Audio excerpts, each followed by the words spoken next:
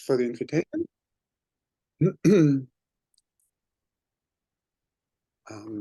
This is a joint work with Kristina Serienko from University of Kentucky, and it's actually a quite long ongoing work. We have 3 papers on the subject and a 4th one in preparation. And so here there's for the moment what you see there is just a picture, and I will get back to this picture later. So our goal is to, well, now our goal is to study Gorenstein algebras of finite Cohen-Macaulay type. It started out with a special type of algebras where this algebra that you see here, there's a quiver on the top left. This is an example of this special type of algebra. These are called dimer tree algebras. And a part of my talk will be about this dimer tree algebra. And then we considered a more general type of algebra, and then at some point it emerged this a certain theme that we get algebras which have only finitely many Cohen-Macaulay modules, and from there, yeah, now we like to call it Gorenstein algebras of finite Cohen-Macaulay type, and yes, but keep in mind that yeah, it started from these examples. So let me start by telling you what we are doing. So when I say in this talk an algebra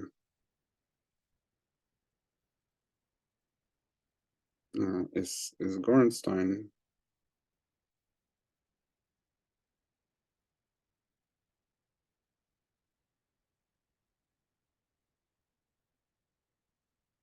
of Gorenstein dimension 1,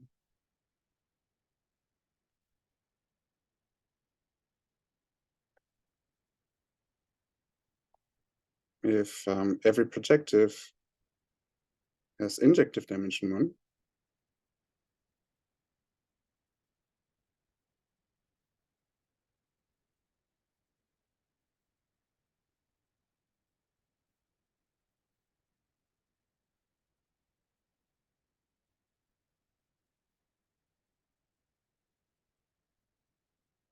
well, at most 1.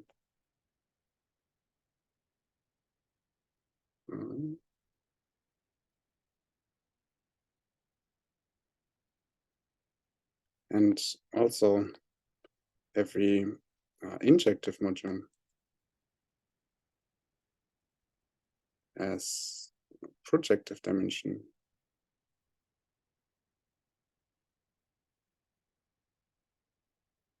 At most 1. And yeah, so these are the algebras we're interested in. We often just say 1 Gorenstein.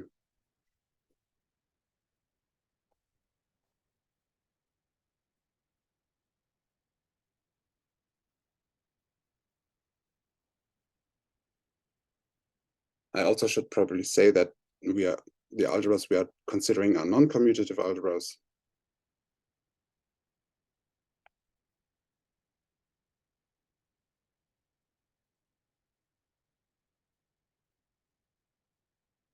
And they're all over a field. And this field is algebraically closed. Okay, that's our setup. And so an important, this is a, yeah, and we have to do something more restrictive. We have to we restrict to a certain family of these algebras, which are called 2 Calabi-Yau tilted algebras. So that's an example of these Gorenstein algebras.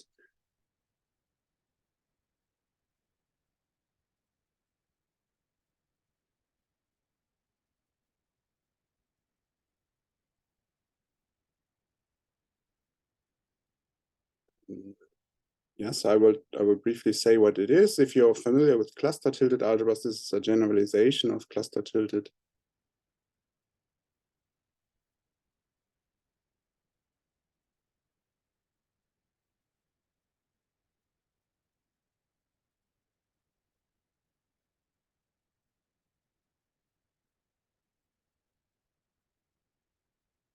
Yes, but so what does it mean? These are endomorphism algebras.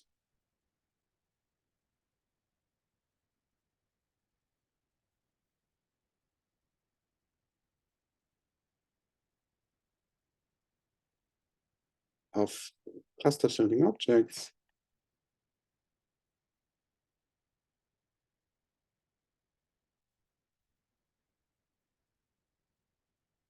In cluster categories.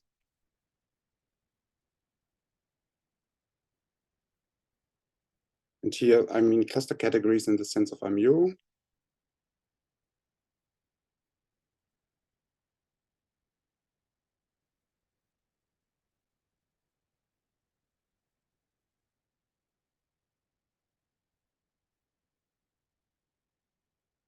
And so if you're maybe familiar with the original cluster categories by Buran, Marsh, Reinecke, Reit, and Todorov, then you are in this, oops. Then you are in this cluster tilted algebra case, and in for the general cluster categories in the sense of mu, then they're called two Calabi-out tilted algebras. But yeah, so the only difference is that this cluster category is a little bit more general. Otherwise, they would be the same. So these algebras arise in relation with cluster algebras. The categorification of cluster algebras. They come up there. They correspond to clusters in cluster algebras.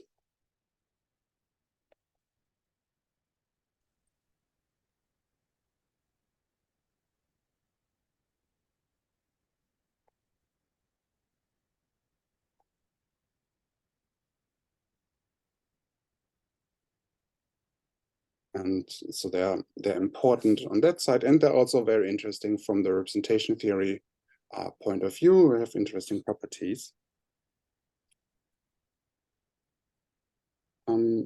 Yes, for example, they are one Gorenstein. That's a result by Keller and Reiten.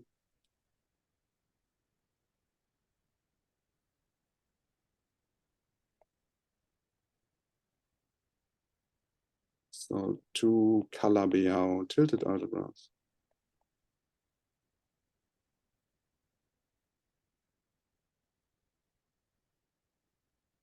One Gorenstein.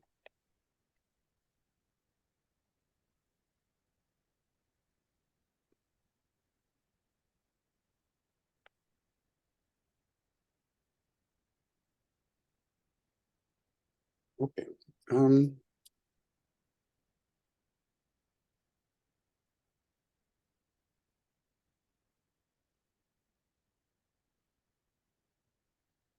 Okay, so this explains the first word this explains the Gorenstein from the title. Now I want to talk about, I have to say what is finite Cohen-Macaulay type. So yeah, also Keller and Reiten showed that the category, well, yeah, maybe let's do that later. Yes. In algebra is of finite Cohen-Macaulay type.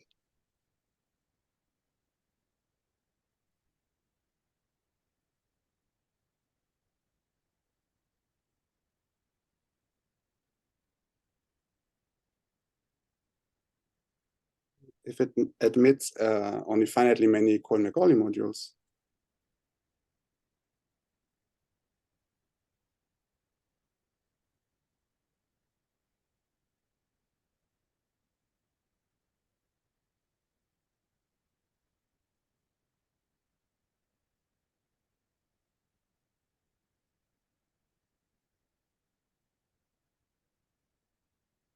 Well, up to isomorphism.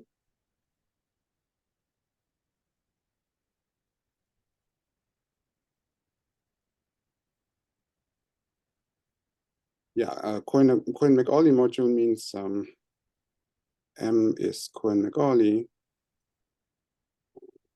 again in this talk, if it has no extensions with the algebra.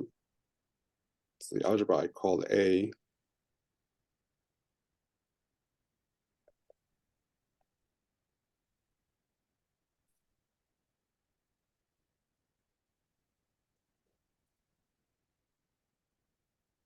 And the category of Cohen-Macaulay modules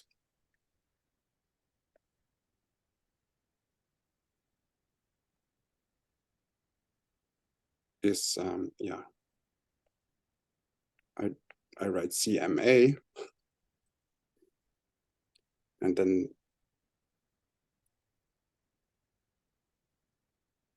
so it follows from this one Gorenstein. If A is one Gorenstein, then M is Cohen-Macaulay. If and only if M is a syzygy.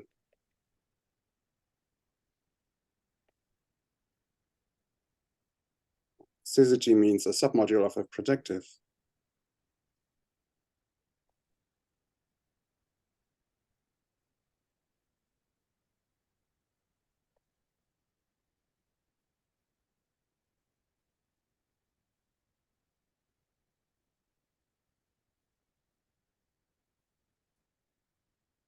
Yes, and this is actually how we got interested in this topic, because we were studying projective resolutions over these algebras.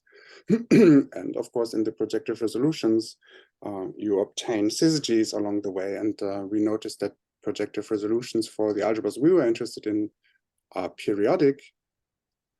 And so in every projective resolution, you only get finitely many syzygies, and then it also often is the case that there are only finitely many of these projective resolutions, which already contain all syzygies, and then your algebra is of finite Cohen-Macaulay type. Yes, so maybe now it is time to talk about these dimer tree algebras.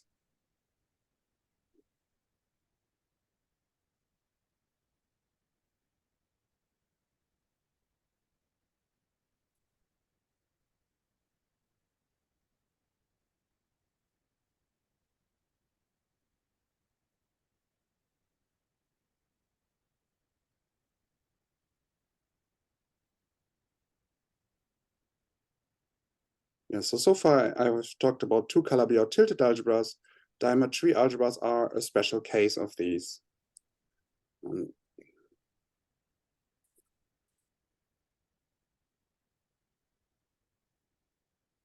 So yes, A will be a dimer tree algebra. It is given by a quiver with potential. So it's the Jacobian algebra of a quiver with potential.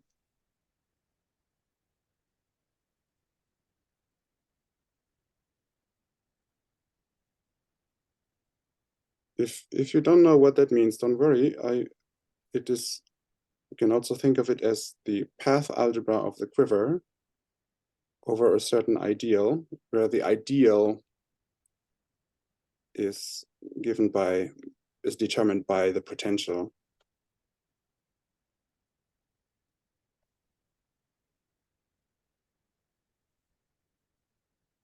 And I will not go into details here today. Yeah, so it's called the Jacobian algebra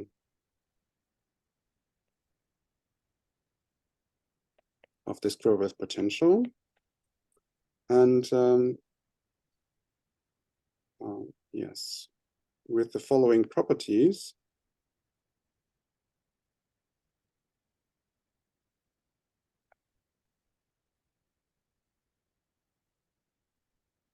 There's two conditions on the quiver. First, every arrow of the quiver lies in an oriented cycle. There's three conditions on the quiver, sorry. So first, maybe call it Q0. Q has no loops and no two cycles.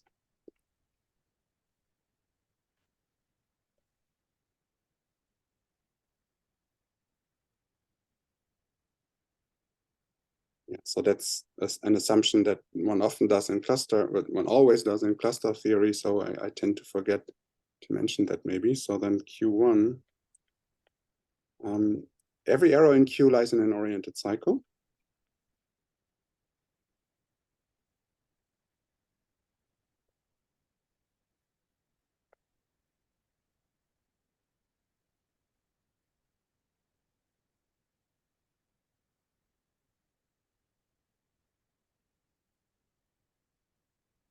And Q2 is the dual graph of the quiver is a tree.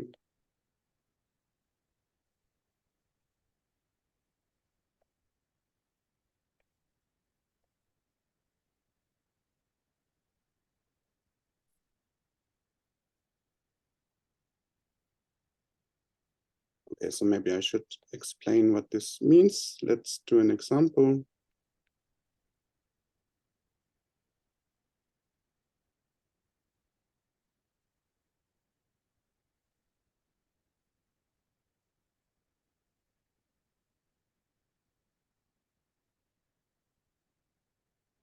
I take this quiver, this satisfies all the conditions.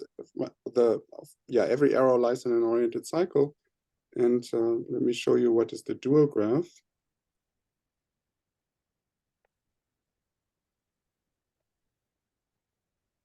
So in the dual graph, the oriented cycles become vertices, and the arrows become edges. Yeah, so there's two versions of it. This one is the small version where you only have edges coming from the interior arrows. And then sometimes we also like to consider the bigger version where you also draw edges for the boundary arrows. And then you would have additional vertices here on the outside. And so this should be a tree, so it should not have any cycles, and it should be connected.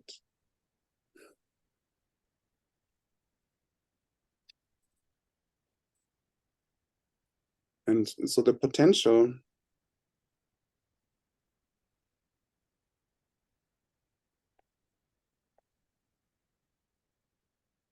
is the sum of these cycles that you see.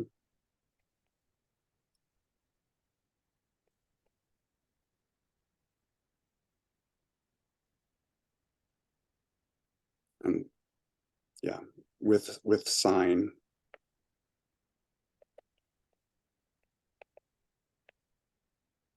So the clockwise cycles have a plus sign and the counterclockwise cycles have a minus sign.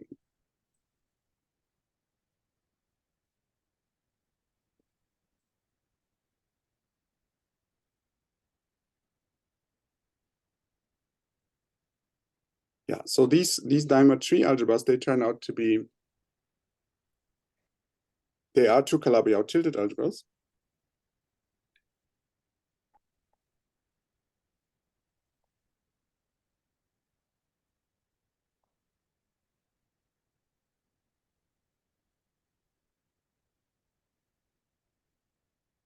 And so they are one Gorenstein,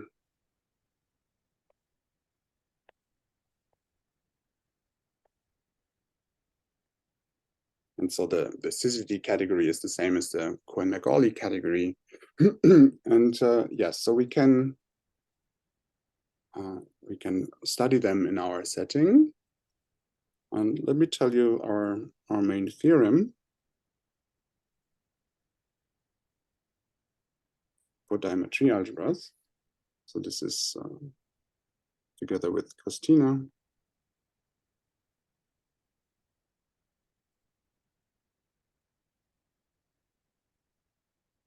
'23.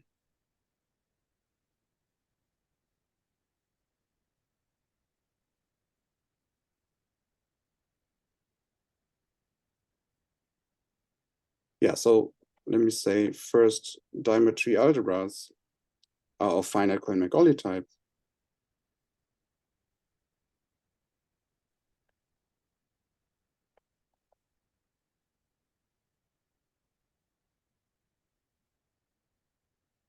But more precisely,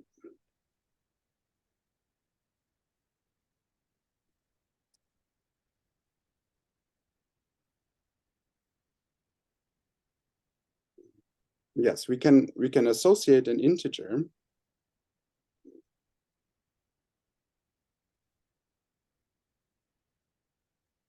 with there is an integer. We call this the total weight.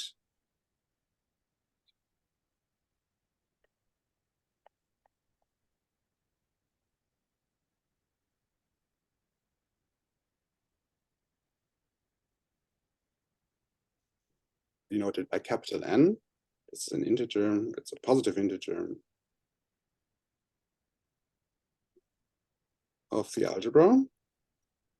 I'll show you an example of how to compute this total weight after the theorem, such that the category of Cohen-Macaulay modules, let me take the stable category of Cohen-Macaulay modules, is equivalent to what I call the denote by diag of S, where, so the left-hand side we know, but what's the right-hand side? S is a regular to n-gon.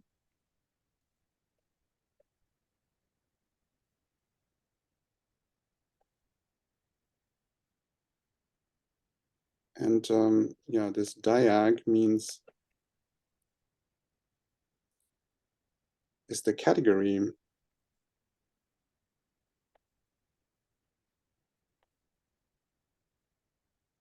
of two diagonals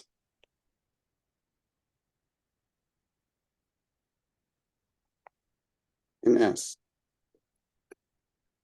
Okay, so what does that mean?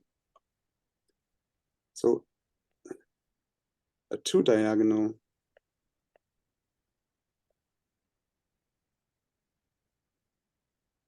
you have a polygon I draw as a circle, so I put the vertices here as points.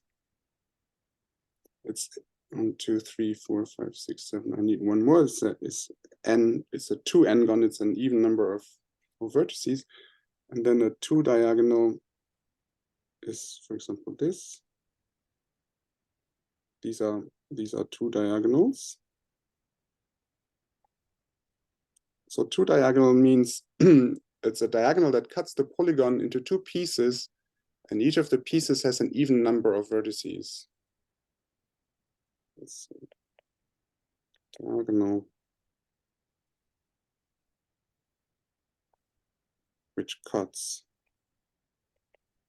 S into two pieces, each with an even number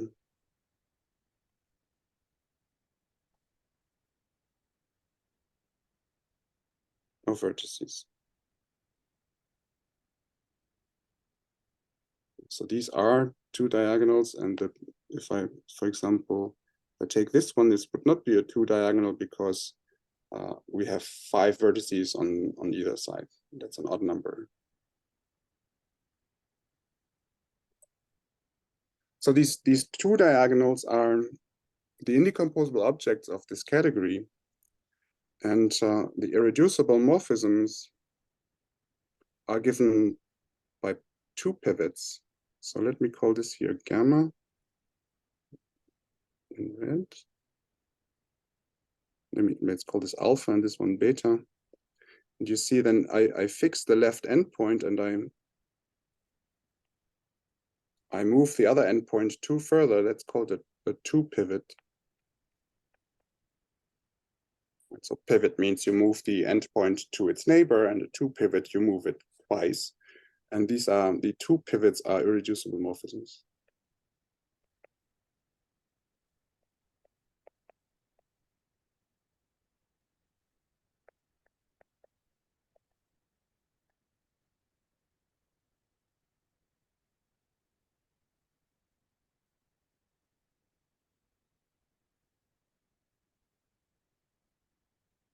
it has mesh relations.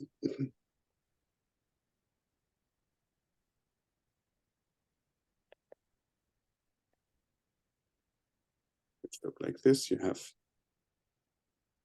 something like that, and then you can move it 2 steps further in one direction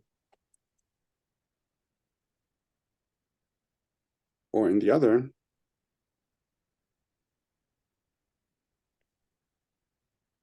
Yeah, so this here is S and T maybe. S and T, S and T.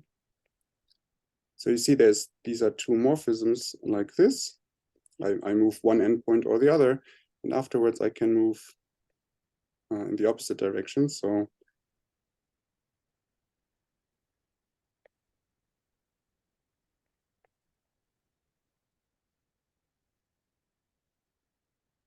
yeah, so then these two paths are the same in the class in the category.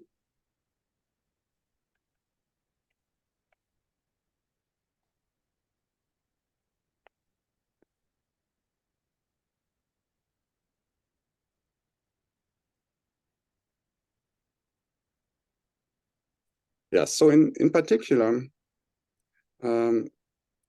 yes, so if you know this, if you believe this equivalence of categories, then it follows this, the first sentence follows that the algebra is a finite Cohen-Macaulay type because this category only has finitely many indecomposable objects.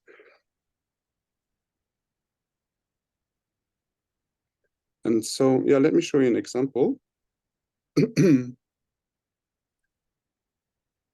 So I didn't tell you everything here. This category, this polygon comes actually with a certain pattern, which I have indicated here. So this is, here you have your algebra A is on the left, and here you have the polygon S on the right. And this has a checkerboard pattern.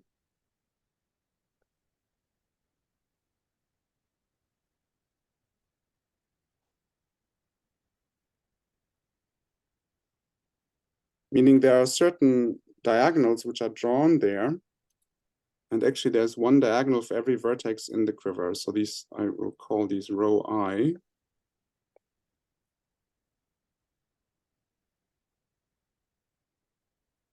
And I is a vertex in the quiver.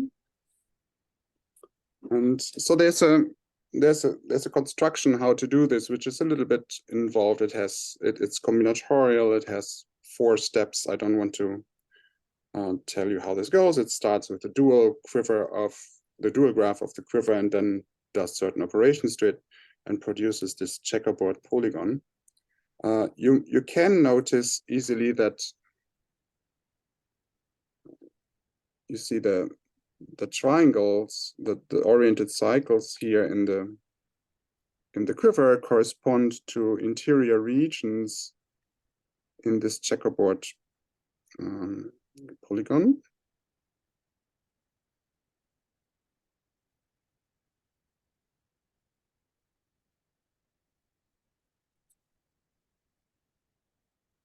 How do I do that there? These boundary regions correspond to arrows. To 3, 4 is it would be this arrow here, and then here we have 4 to 8, which is this arrow here. So there's certain, if you stare at this picture long enough, there are certain correspondences between the two. But I say this is the Cohen-Macaulay category. So there's more to it than that. You can compute the syzygies explicitly with this little model. So for that I've written here the projectives for the algebra. They look like that. So if you for example, if you look at projective at 3, so you're at 3, you can go to 7, you can go to 8. You cannot go to 4 anymore because that's what the relations are. You can also not go to 7. The reason is that given this definition with the potential, every boundary arrow induces a 0 a zero relation. So the path from 4 to 8 is 0 because there's an arrow which completes the cycle. And every interior arrow, like this one, induces a commutativity relation, which means that this path going back is the same as this path going back. So for each arrow, you get exactly one relation. If your arrow is an interior arrow, it's a commutativity relation, like in this picture. And if your arrow is on the boundary, you see, then there's only one path going back. You don't have anything here because you're on the boundary. Then this red path there is 0. These are the relations, and with these relations, you obtain the projectives below. And now I want to compute the projective resolution of, let's take the radical of P4. Oh yeah, it's written there already, radical P4. Yes, P4 is here, so the radical is 3, 7, and that is a syzygy, it's a submodule of a projective. And I claim that it corresponds to this diagonal here. Let's make this a little bigger.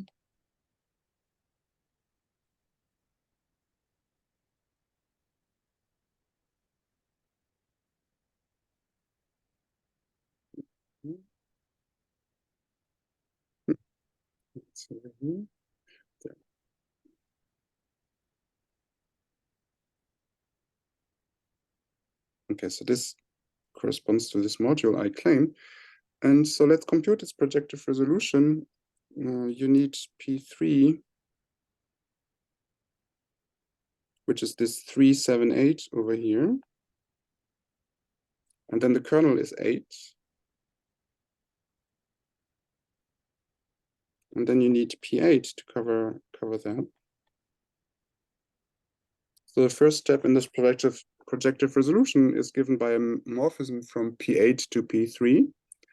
And I claim that this is encoded in this diagonal that I have drawn because it has two crossings, one with the diagonal 3 and another one with the diagonal 8. So these two crossings correspond to the P3 and the P8 in this projective resolution.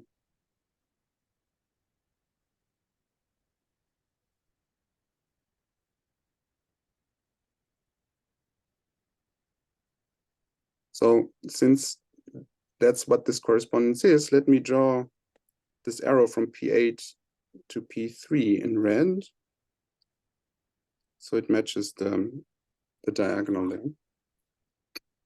Then my projective resolution continues. I can now, I have here the simple in 8. I have written P8. P8 leaves a kernel, which is 4, 3.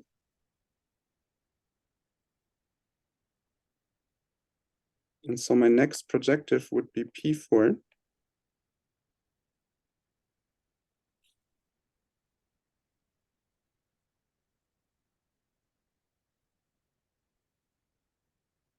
And so this is given in the picture by a rotation of the first diagonal, which I now draw here in green. So you rotate the whole picture one step clockwise, and you see this diagonal now crosses P4. Crosses the line labeled 4, and it crosses the line labeled 8. And these two crossings correspond to these two projectives, P4 and P8. So this morphism from P4 to P8 is really given by this diagonal. And so I think of its co-kernel to be the syzygy corresponding to the diagonal. So the 3, 7 corresponded to the red one, and the 8 corresponds to the green one. And maybe let's do one more step. Because now I'm here at 4, 3. I have P4. P4 is 4, 3, 7, so the kernel is 7.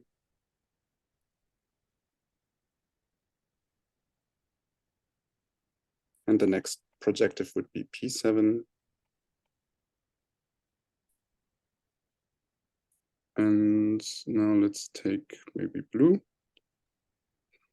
And here again, I rotate one step further.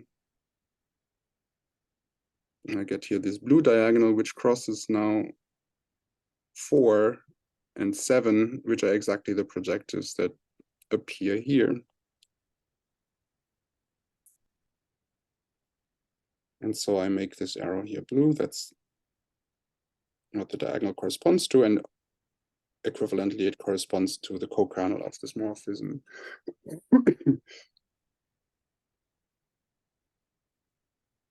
Yeah, so you can continue this way, and you see from the picture, if you do this enough times, you get exactly back to where you started. So that's where you see the periodicity in the projective resolution. Yes, so yes, it continues here a little bit further, but not much. So the other thing I needed to tell you is, what is this n? Here we have a 12 gon. So we would have, remember, n was this weight, and the size of the polygon is 2n, so the n would be 6. And this is computed from the quiver in the following way.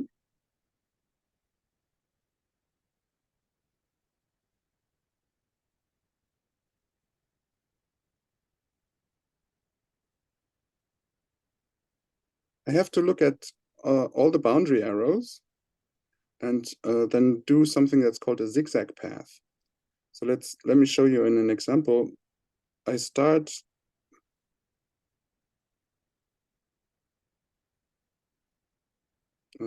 with a boundary arrow. Let's take the one here from 1 to 2. And then there's a unique arrow that lies in the same cycle and follows this arrow, which is here the arrow from 2 to 6. This is unique because you start with a boundary arrow. And then the second arrow now might be a boundary arrow or not. Here it's not. So there's 2 ways to continue. But I want to continue. I do not want to continue in the same cycle. So this arrow is a bad choice. I want to switch cycles. I want to go to another cycle. So then there's a unique choice, which is here the 7. And 7 is a boundary arrow again, so I stop there. I start with a boundary arrow. I do this funny algorithm where I go to a follow-up arrow, which is 2 consecutives are always in the same cycle, but never 3 consecutives are in the same cycle. And I stop when I obtain another boundary arrow. And then I associate a weight to this arrow, which is here in this case 1, because there's an odd number of steps. There's 3 arrows in this path. So that's when I associate the weight 1 to this boundary arrow. Yes, let me do one where the weight is 2. Let's look at this one here. So I take the next arrow, there's a unique one. And then I do not want to stay in the same cycle, so I go to another cycle, and there's a unique arrow to continue. Now the second and the third arrow are in a cycle which has this one. I don't take that one. I have to skip to the next cycle, which is the one here. It's already blue, but now it becomes purple. And so on. Next arrow would be here. And I do this until I get back to the boundary. And then I count, there's 1, 2, 3, 4, 5, 6 purple arrows. And then the weight of this initial arrow is 2. So the weight can be 1 or 2. It's 1 if this path that I have drawn has odd length, and it's 2 if the path has even length. And then this n, this total weight, is the sum of the weights of the boundary arrows.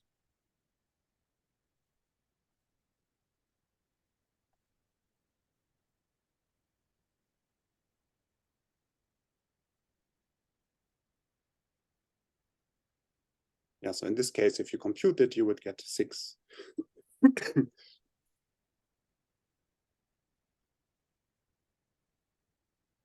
Okay, so I think, yeah, maybe this is enough explanation about this combinatorial model. Let me step back here and look at this theorem again. So we have this formula, this equivalence of categories. There's I should add something here. There's an older result by Bauer and Marsh.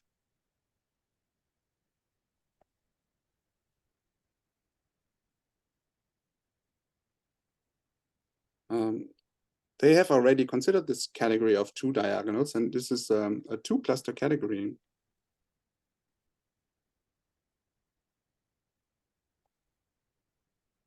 of type A.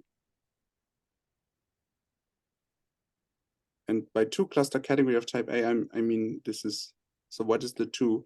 This is the derived category of A, of a quiver of type A, modulo tau inverse second shift. So it's 2. There's 2 ways to label these. It's 2. This is the labeling of Hugh Thomas. There's a 2 because there's a 2 in there's a second shift involved. There's a different labeling by Iyama, who would call this a 3-cluster category because it is 3 Calabi-Yau. So there's 2 ways of putting a number to this. I use the one of Thomas, which is the number is the same as the shift. So the classical cluster category is a 1-cluster category. Okay, so this so in particular, the corollary is that this stable Cohen-Macaulay category is 3 Calabi-Yau.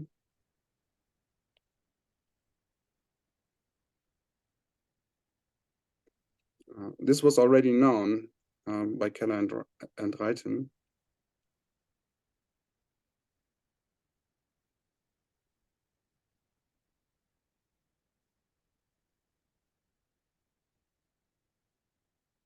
This is true for all 2 Calabi-Yau tilted algebras.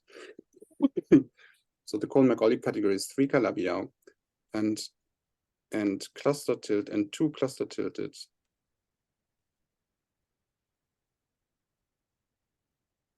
of type A. And let me put this 2 cluster tilted in parentheses because I really want to think of it. This dimer tree algebras are of type A.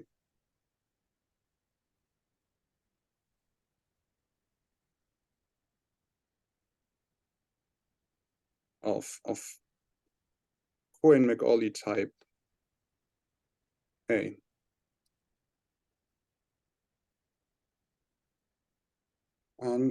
So the right, so there's a result by Clara Mew in her thesis, which says if you have a finite triangulated category, which is 3 Calabi-Yau, then it is a 2-cluster category of Dynkin type. So any finite triangulated 3 Calabi-Yau category is well equivalent to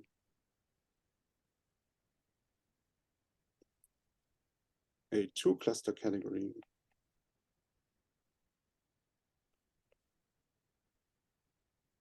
of Dynkin type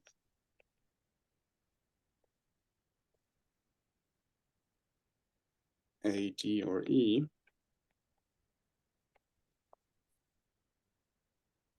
And so, yes, so if our Cohen-Macaulay category here is finite, then it has to be one of these 3 types. So it makes sense to call these dimer tree algebras, it's just Cohen-Macaulay type A. How much time do I have, Anissa? Is it 50 minutes or is it an hour? It's always 50 minutes or 55, I think, okay, up to 55. Okay, so I have maybe 5 more minutes. Yeah. Thank you. So since okay, you have type A and you know there could be type D and type E. So you're interested in, can you realize type D and type E? And we can. So this is in another result with Christina.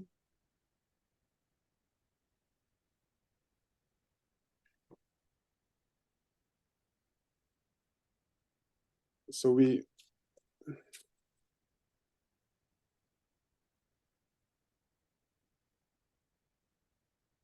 can construct a family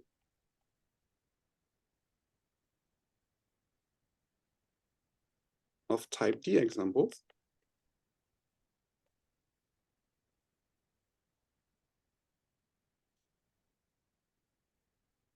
as skew group algebras.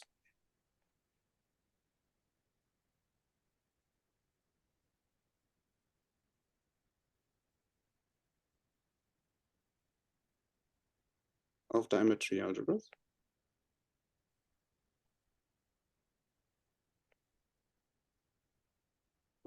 So a skew group, there's a group action involved, and this group here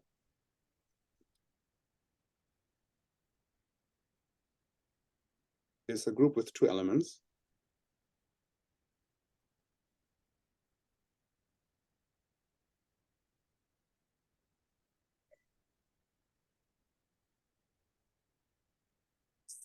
An example here is if you start with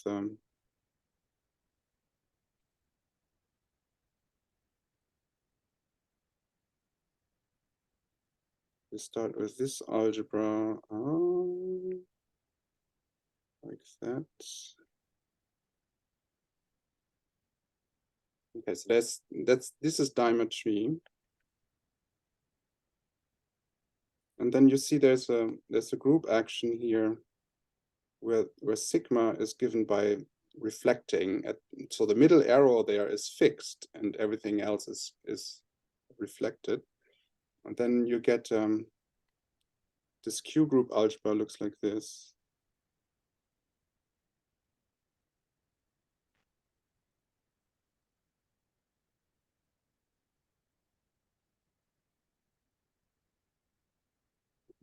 Everything should be oriented here. All the cycles like this, yes. So this is not diametry, so this is this Q group algebra.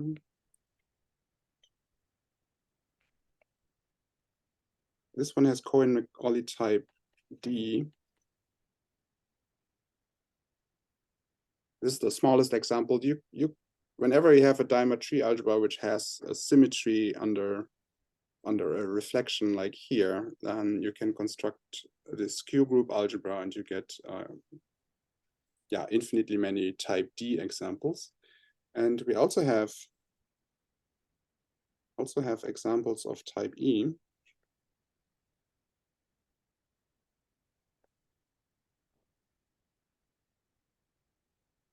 And actually of each of them, E6, E7, E8.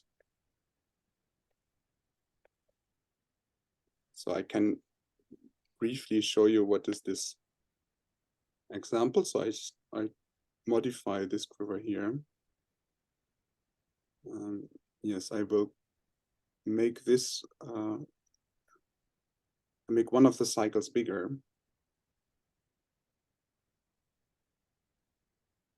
Like this is E6. And then you can imagine what happens next. So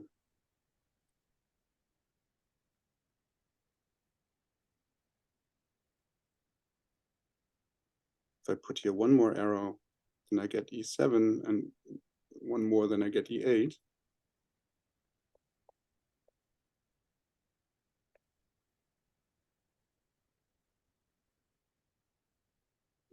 I have the right number, yes.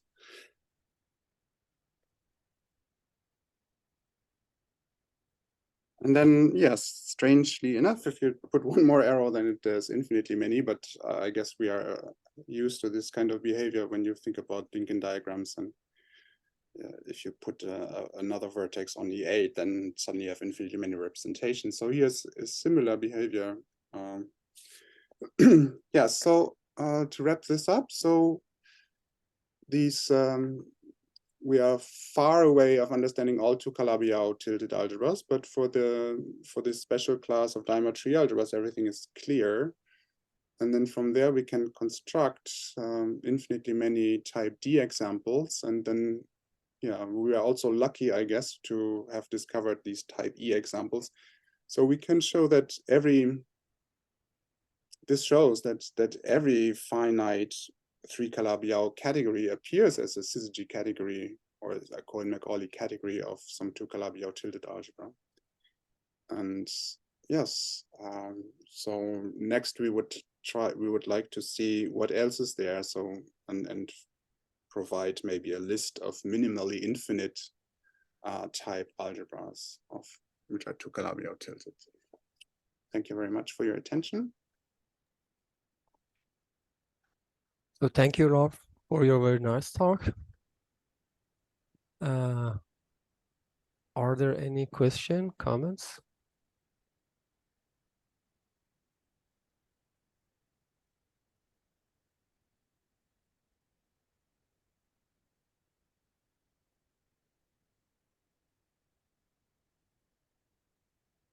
Let me start some question. Is there some geometric model for example, for type D or E, similar to the type A or? Yes, there's for type D, yes. So this same action that oh, you cannot see my mouse, but you can see this.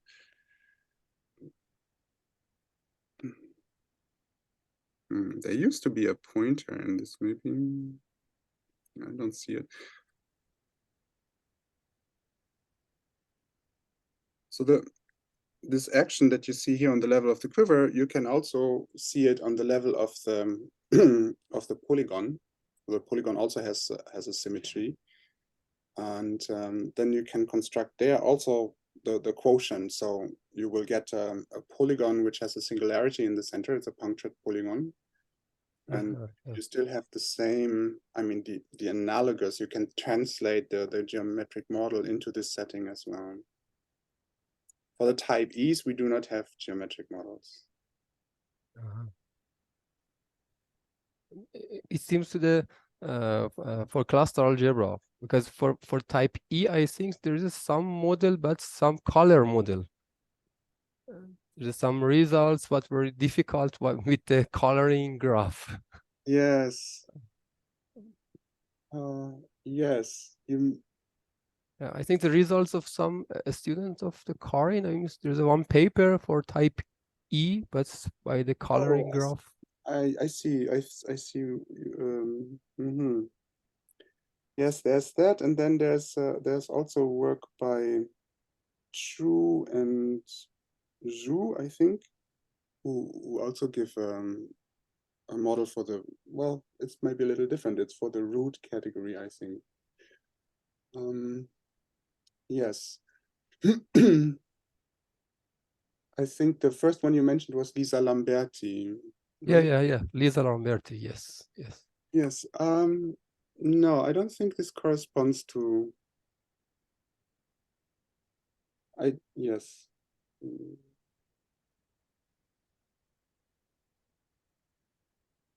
I don't. If I remember well, I don't think this model by Lamberti is quite capturing the cluster category completely. I think there's a bijection between objects, but I'm not sure if the morphisms are well understood there. Also, we would need a cluster, a geometric model for the 2 cluster categories. So maybe that's actually encouraging. Maybe there might be something one can do for the 2 cluster category, and people have not thought about. Yes, so I don't know. I just know that I don't have a geometry for now. And often, I mean, often the type E's are yes, yeah, type E also. yeah, So there are often, yeah. exceptions. The often is different. Yeah. And the other question of mine, what was the connection between the cluster algebra? I mean, for example, maybe the question is, what about the corresponding cluster variables to the Cohen-Macaulay objects? Yeah, that's a very good question. So we know that we don't know if the Cohen-Macaulay modules are tau rigid. We know they are rigid. And if they are tau rigid, then they would correspond to cluster variables because of tau tilting theory. Yeah. We still expect that they do. Yeah. We conjecture that they are tau rigid, but we cannot prove it. And so if they are, then you can understand their compatibility using this this geometric model in the as two diagonals. But